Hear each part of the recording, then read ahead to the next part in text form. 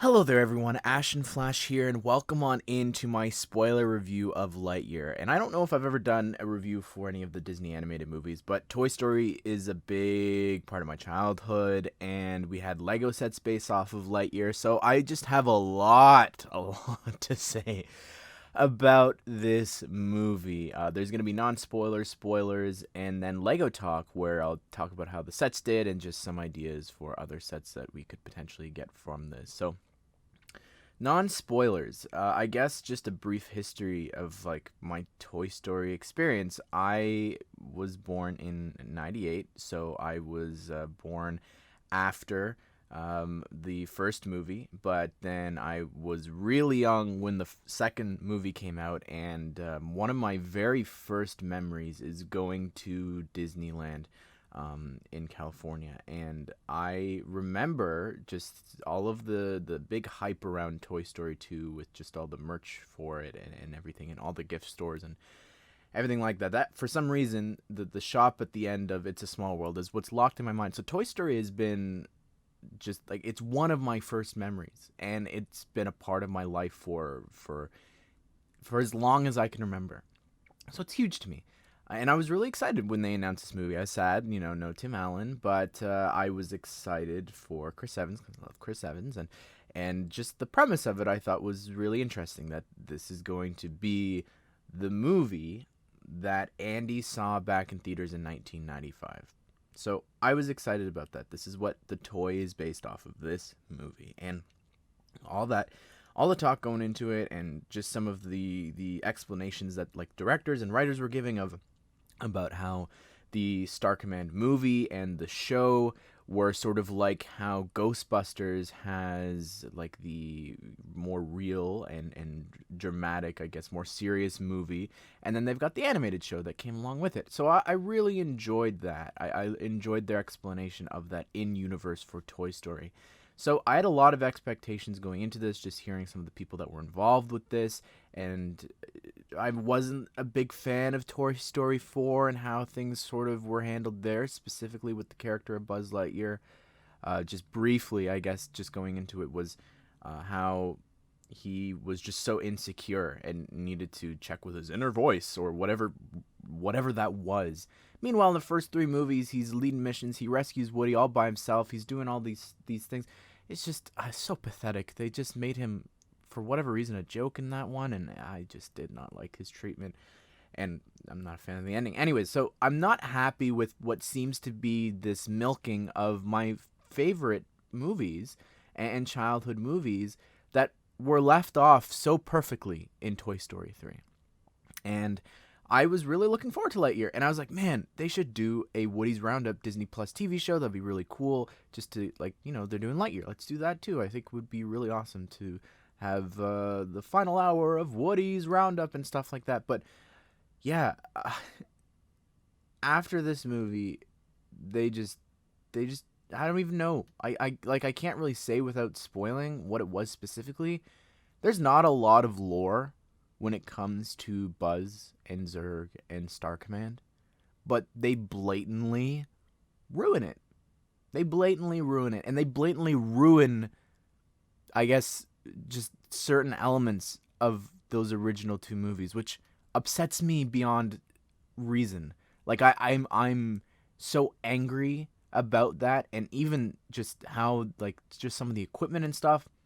Again, I can't get into it without spoilers. So that's sort of my review. I know that there's some people trying to like defend this movie already without having seen it, being like trying to reason with me. You haven't seen the movie. You don't know what I'm talking about. So if you haven't seen it yet, wait or listen, continue listening, because we're going to go into spoilers now. So what they did to Zurg is unbelievable. I was so upset when they revealed that it was just an older Buzz. They even make acknowledgement to it being like, Dad? And I was like, oh, cool. So in my mind, the whole movie, because for years, for 23 years, I have heard this being said of the "No, Buzz, I am your father." I heard that line before I knew what Star Wars was. I'm aware it's a reference to Star Wars. I'm aware of all that. There's some people that have seen the movie and are like, it was just a funny reference. It wasn't actually canon to. No, it was. And I refuse to believe otherwise because, first of all, for so many other reasons I can go into, I could spend an hour talking about this, of how it ruins the logic of Toy Story 2. In Toy Story 2, when he revealed himself to be Buzz's father, it was more than just, haha, funny reference. Buzz, the new Buzz, had a reaction. He had the reaction like Luke. And then, at the end, when he falls off, he goes, Father. And then, they wind up playing catch. It's a really sweet, really funny moment. Good throw, son. That's my boy. Go far, Buzzy. I have those lines in my mind, memorized for years because I've watched these movies on repeat. So for them to take that away, and I specifically mean take that away because if this Buzz is based off of the movie, right? That means that Buzz, both old and new Buzz, know who Zurg actually is. If they know, because they know everything about, like, Star Command and that ship, specifically the ship that he lands on Andy's bed with, that ship is the ship at the end of the movie. Those suits are the suits from the end of the movie. So they know the events. They know they're Buzz Lightyear, right? They think they're Buzz Lightyear. So they know all that stuff. So for them to be like, What? What are you talking about? see, it just doesn't work. It just doesn't work, and it wasn't difficult in my mind to make it his dad. I was thinking, like, even using this plot of how when he came back, like, the civilians and Star Command wasn't happy with Buzz and they were going to arrest him, yada yada. Even with all that, that could have been like, oh, well, maybe they shot that Buzz's plane down and his dad or whatever was angry and he's been looking for his son for years. Maybe he's not even a human anymore at this point. He had to put himself into this robotic consciousness to go and find his son. That's what I was thinking was happening here. Like, to me, I just would have rathered, well, I would have rathered this movie never existed, first of all. I would have rathered that there was a reasoning that was connected to the very minimal lore that we know of Buzz and Zurg and Star Command. So for them to get rid of that, angers me so much. I've also seen some people say this, and if you're one of the few thinking this, well, on the Star Command show, they wound up saying that he only said that to Buzz because he was trying to trick him or distract him or whatever it was.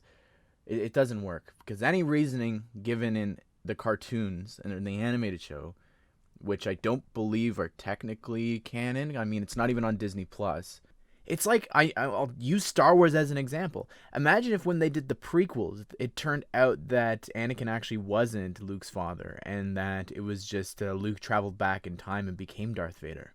It wouldn't that be interesting? That sounds like a great story to me. Yeah, I wasn't also just in general, the Lego Movie 2 sort of Emmett and Rex of it. Like, it was just, I'm not saying they copied that. It's obviously not a concept that the Lego Movie 2 came up with either, but it just so soon, you know? And especially since we know as well, like, this guy, the director of this and the writer, he's a big Lego fan. For them to tell such a similar story about, like, okay, really? I've said all that about Zurg. I could go more in depth of just like how important that is to me and just how frustrating that is. So I didn't like that. I also didn't like the treatment of the suits, and it was as I was sort of mulling over, like, man, I'm upset about Zurg, and I was just stewing in that as the movie continued to go on after that reveal. I was thinking more about, man, I've hated what they did to the suits. Like, the red button, it was this cowardly move of turning into a giant raspberry. And it was like, it was just frustration of these toys I've known, again, my whole life. So for that button that I've known for so long to be used the way that it was, infuriated me. And just even the different buttons of these modes that we've never seen before. He didn't even have the laser and all that. So I was thinking all that. And then at the very end of the movie, they were like, oh, here's the suits that you know and love. And that also frustrates me from a narrative standpoint, because it makes also no sense that the toy, because they specifically say at the start of the movie, that this movie is the movie Andy saw. He got a toy from his favorite movie. Who's making toys off of the final suits of the movie? Why couldn't we just have had that suit? I would have much rather have had that suit. It doesn't make sense to me. There's also all this wrapping paper like the present Andy gets, as well as he's got like posters and stuff in his room, bed sheets, whatever it is. So all that, all of the marketing for the Lightyear movie with Buzz Lightyear on it, they all are featured from based off of the suit at the very end of the movie. That's what's happening here. No. Do you see any toys off of the Spider-Man suit from the end of No Way Home? No, they don't exist. No one does that. It doesn't make any sense for that to be the case. That after his birthday, and after he watched the movie, he has a birthday party, and here's the toy from the end of the movie. It doesn't make sense. If it was a sequel, if he had been watching a sequel, because that's where this movie's sort of setting up, is they're going to have a sequel with the actual cool suits, and then also Zurg's going to return, which also, what's up with Zurg? Because also, what's up with Zurg? He doesn't have the dress, he's got the 2 legs, but I guess that can be based off of the sequel, because it's from Toy Story 2. So maybe, I don't know, I guess I could jump to that point where, like, Buzz has the upgrade with the belt, so, but I think he was from a clearance pile or whatever in Al's Toy Barn. But again, it is setting up a sequel, and I'm not saying I wouldn't like a sequel, because I love, like, I enjoyed the movie. Like, I thought that the message was pretty good. Like, I enjoyed it, just sort of reminding us to not live by our past mistakes, and to move on from them, and don't dwell on them. Otherwise, you could, if you're so obsessed with them, you'll miss so much in life, and you don't want to let that pass you by. So at least that was the message I saw. I've seen some other people say different things. One person say it was a participation trophy sort of message, which means, like, these days with kids, whenever they're in like a soccer tournament or whatever, they'll get a little participation badge, like, good job. So that's sort of the message she was given to the rest of the recruits and everything like that. The other characters, I don't know anyone else's name except for Alicia and Lizzie Hawthorne. I couldn't tell you the other twos. I mean, it doesn't help that Buzz never called them by their names. The only other character was Socks, and surprisingly from the trailers, I thought I was really gonna be annoyed, but I enjoyed Socks. I, like, really enjoyed everything, like, nearly everything. I thought he was a great character and addition here. Like, really surprised me. The only other thing that I really enjoyed was just seeing, I guess, the origin of all these famous lines that we had heard Buzz say for such a long time. It was nice to see him say them, like the ground's a bit unstable, and you're mocking me, aren't you? And all the, like, I could go on and on. Again, all these quotes I've had in my mind for years, I thought was really cool to see, as well as the Crystallic Fusion. That one offhand of, you guys still haven't discovered Crystallic Fusion? That one line turned into, like, a big plot point in the movie.